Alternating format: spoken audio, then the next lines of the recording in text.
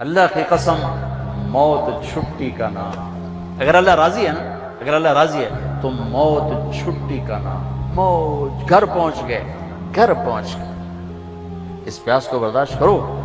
اللہ کہے گا وَسَقَاهُمْ رَبُّهُمْ شَرَابًا طَهُورًا، پھر اللہ تمہیں اپنے ہاتھ سے پلائے گا اور شراب پلائے گا. تم دنیا کی شراب چھوڑو، اللہ اپنے ہاتھ سے جنت کی شراب پلائے گا.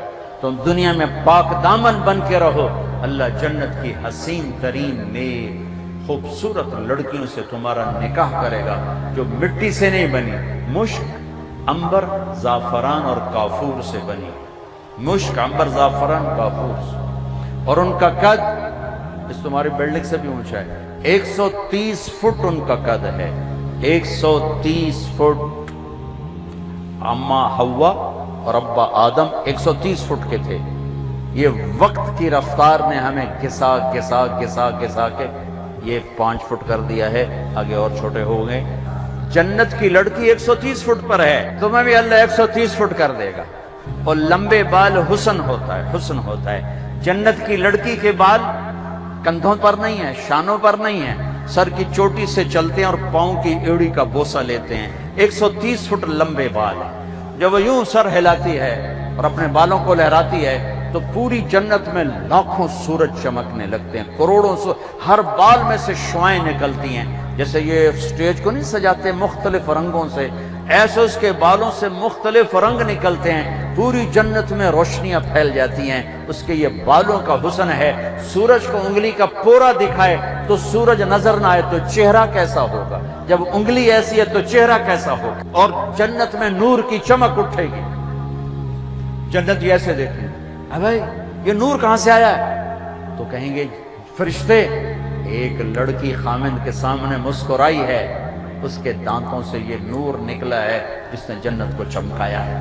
یہ جو ایمان والی عورتیں بیٹھی سن رہی ہیں پریشان ہو گئی ہوں گی، اللہ ان کو جنت کی عورت سے 70,000 گنا زیادہ خوبصورت بنائے گا. اور ان کا مناظرہ ہوگا، مناظرہ جنت میں نا مناظرہ ہوگا. سوکن پنا نہیں ہوگا، سوکن میں نہیں، مناظرہ ہوگا. ایمان والی عورتیں اور جنت کی عورتیں، حوریں ایمان والی عورتیں.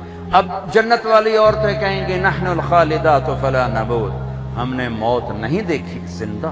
نحن الناعمات فلا نبأس، ہم نے بڑھاپا نہیں دیکھا، جوانی. نحن الراضیات فلا نسخط، ہم نے کبھی لڑائی نہیں کی، ہمیشہ راضی. نحن المقیمات فلا نرحل، ہم نے کبھی ساتھ نہیں چھوڑا، ہمیشہ ساتھ دیا ہے. یہ چاروں باتیں دنیا کی عورت میں نہیں.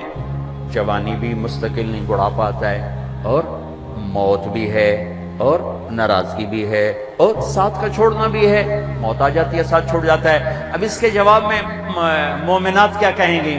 نحن المصلیات فما صلیتن، ہم نے نماز پڑھی تم نے کوئی نہیں پڑھی. نحن الصائمات فما صمتن، ہم نے روزے رکھے تم نے کوئی نہیں رکھے. نحن المتصدقات فما تصدقتن، ہم نے صدقہ خیرات کیا تم نے کوئی نہیں کیا.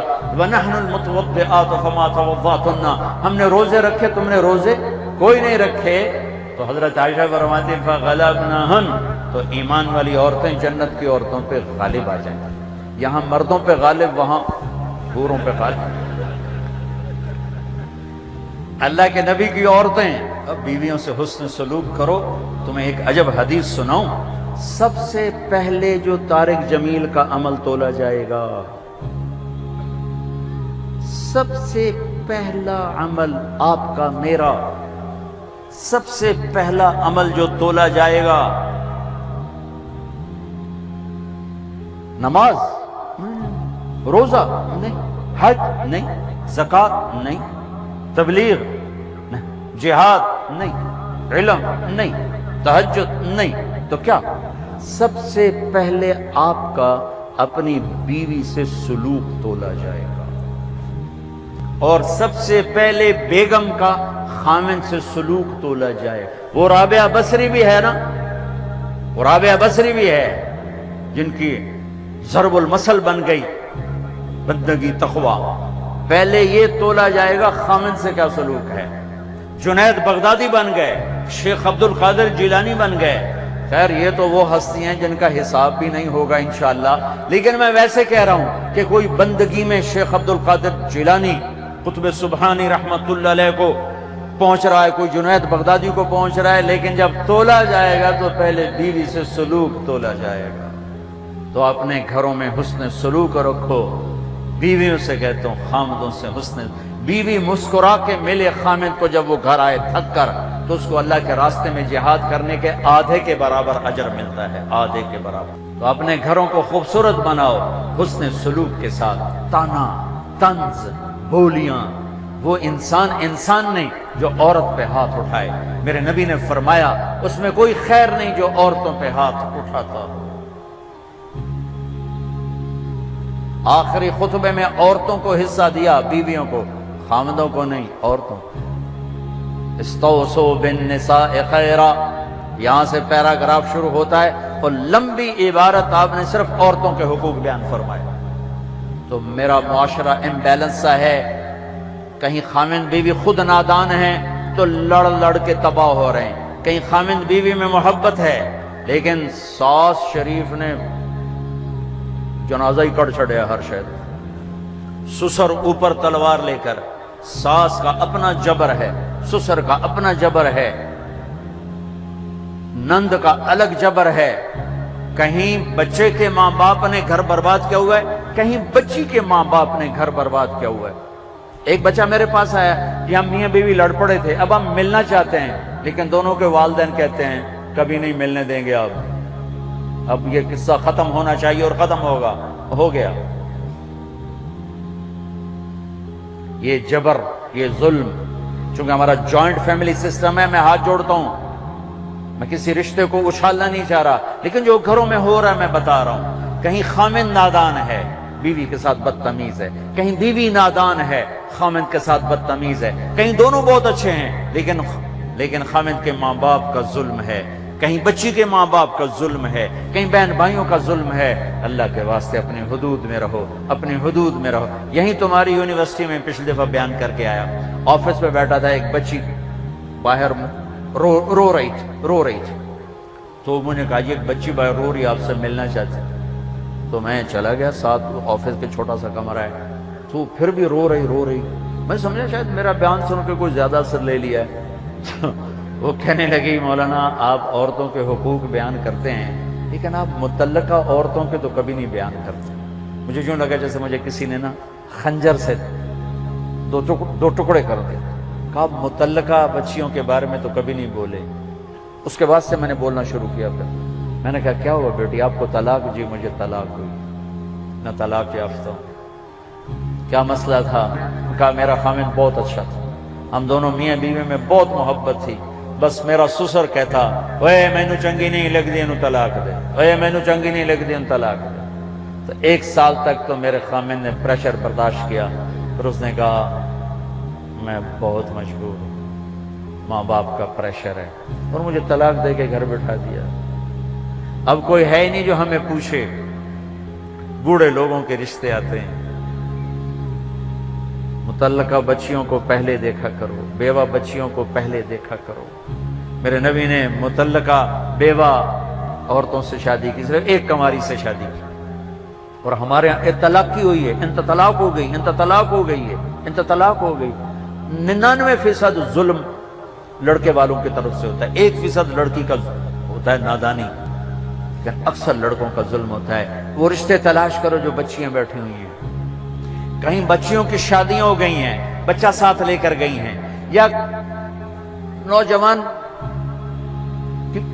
چھوٹے بچوں کے ساتھ بیوی فوت ہو جاتی ہے تو وہ دوسری شادی کرتا ہے تو نئی ماں آتی ہے، تو سوتیلے پن کے جو ظلم سنے ہیں اس نے بھی دل کو پارا پار کر کے رکھ دیا ہے۔ سوتیلے یتیم جب روتا ہے نا، جب یتیم روتا ہے تو اللہ کا عرش کانپ اٹھتا ہے، اللہ کا عرش کانپ اٹھتا ہے، اور اللہ تعالیٰ فرماتا ہے کس نے یتیم کو رلایا، کون ہے اس کے آنسو پوچھے اور میری رحمت کی چھاؤں میں آ جائے۔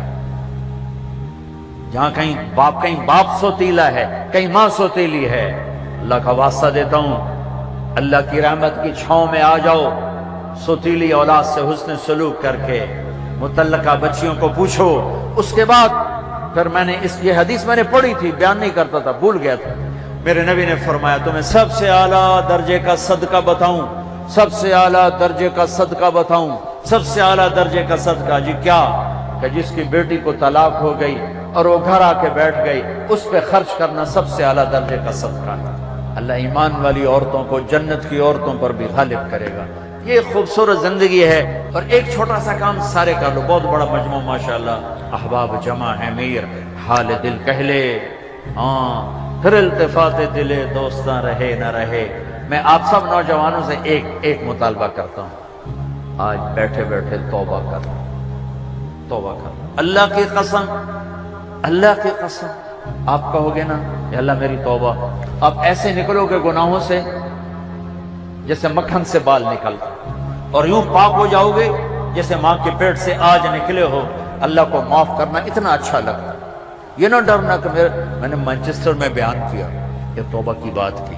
ایک نوجوان آ گیا 35-36 سال، مولانا کیا واقعی اللہ معاف کر دیتا ہے؟ وہ اتنا سہمے ہوئے، ہمارے نوجوان خطیبوں نے نا لوگوں سے اللہ چھین لیا ہے، اتنا خوفناک کر کے دکھایا ہے کہ لگتا ہے دوزخ ہی دوزخ ہے، جنت کے سپاس سے وسدی کوئی نہیں۔ اچھا اللہ معاف کر دے گا؟ میں نے کہا جی۔ کیا واقعی معاف کر دے گا؟ میں نے کہا جی میرے بہت زیادہ گناہ ہیں۔ میں نے کہا بچہ تیری عمر کیا جو کہہ رہا تیرے بہت زیادہ گناہ ہیں؟ وہ تو اتنے گناہ کر، میں گناہوں پہ دلیر نہیں کر رہا، میں مایوسی سے نکالنے کی بات کر رہا ہوں کہ ہمارا نوجوان یا بوڑھا کہتا ہے جی میرے گناہ ہی بہت زیادہ ہے، میری کیسے توبہ ہوگی، میری کیسے معافی ہوگی؟ میں یہ بتانا چاہتا ہوں کہ میرا اللہ کہتا ہے دھرتی گناہوں سے بھر دے اور اٹھا کر آسمان کی چھت کو لگا دے، اور پھر ایک دفعہ کہہ دے یا اللہ معاف کر، تو میں سارے ہی معاف کروں، سارے۔ تو اب تو سب بچے بیٹھے، اور بوڑھے ہوں گے تو 60-70 سال 80 سال، اس سے زیادہ کیوں؟ تو جب ہم کہتے ہیں نا یا اللہ میری توبہ، ایک اور حدیث سنو، میرے نبی نے فرمایا جو توبہ توڑ دے پھر کر لے، پھر توڑ دے پھر کر لے، پھر لیکن کرے سچے دل سے، کرے سچے دل سے، کرے سچے دل سے۔ اگر دن میں 70 دفعہ بھی اس کی توبہ ٹوٹی اور اس نے ہر دفعہ کر لی سچے دل سے، تو اللہ کا محبوب ہی رہے گا، مجرم نہیں بنے گا۔ کتنے مزے کی بات ہے۔ اب تمہیں حدیث کے لفظ سنا دوں تاکہ تم کوئی اعتراض نہ کرو کہ تو گھڑ کے بولی جاندہ ہے۔ ما عاد ما اصر من استغفر وان عاد فی اليوم 70 مرتا، جو دن میں 70 دفعہ توبہ توڑ کے پھر کر لے، اللہ کی نظر میں مجرم نہیں ہے۔ مجرم کون ہے؟ جو توبہ نہ کرے، جو کہ کیا ہو گیا، سارے شراب پی رہے ہیں میں نے پی لی، کیا ہو گیا، سارے منہ کالے کر رہے ہیں میں نے کیا، کیا ہو گیا، سارے رشوت لے رہے میں نے لے لی، کیا ہو گیا۔ یہ کیس خطرناک ہے، اور وہ جو رونے دھونے والا ہے وہ تو مسئلہ ہی کوئی نہیں۔ ساری زندگی کا گناہ ایک آنسو، ایک آنسو، ایک آنسو۔ توبہ کرتے ہو؟ کرتے ہو؟ میرے ساتھ کہو یا اللہ میری توبہ، پھر کہو یا اللہ میری توبہ، پھر کہو یا اللہ میری توبہ۔ لو 3 سیکنڈ میں اللہ نے آپ کے سارے گناہ معاف کر، اللہ کی قسم معاف کر دی اگر سچے دل سے ہے۔ بس اب علماء سے پوچھ لینا اب کرنا کیا ہے۔ نمازیں چھوڑی اب کیا کرنا ہے، روزے چھوڑے اب کیا کرنا ہے، زکوٰۃ چھوڑی اب کیا کرنا ہے، لوگوں کے حق ضائع کیے اب کیا کرنا ہے۔ آسان سا کام ہے، کرتے جاؤ گے بڑھتے جاؤ گے، اللہ کی چھاؤں میں آؤ گے۔ اوپر سے رمضان توبہ کا مہینہ، رحمت کا مہینہ، جنت کا مہینہ، روزے نہ چھوڑنا، کالج کی چھٹی کر لینا، روزے کی چھٹی نہ کرنا، یونیورسٹی کی چھٹی کر لینا، روزے کی چھٹی نہ کرنا، تراویح کی چھٹی نہ کرنا۔ تراویح کے ہر سجدے پر 1500 نیکی لکھی جاتی ہے۔ بندے بن کے افطاری کرنا تو انشاءاللہ تراویح ساری پڑی جائے گی۔ اب تجھے ایک سموسا، ایک پکوڑا، ایک پیس، ایک بیف، اتوں چٹنی، ہن تجھے مٹی تے سوا تراویح پڑھنا۔ تسی تے پئے ہو کہ مجھ طرح ہن کیویں اٹھے، ہن تو اٹھیا ہی نہیں جاندا۔ تواڈے کول فرض نہیں پڑھے جاونے، تسی تراویح کتھوں پڑھنیاں؟ لہذا بندے بن کے افطاری کرو، ایک کھجور کھاؤ، سادہ پانی پیو، ٹھنڈا پانی نہ پینا سخت گرمی میں۔ افطاری ٹھنڈے پانی سے نہ کرنا، سادہ پانی سے کرو۔ کھجور لو، سموسے، پکوڑے، دہی بھلے، پیس، یہ تمہارے لیے مصیبت بنیں گے افطاری کے وقت۔ افطاری ہلکی کرو، بالکل ہلکی۔ کھجور جو میرے نبی نے کیا، یا کوئی فروٹ کا چاٹ ہے اور اس کے ساتھ سادہ پانی،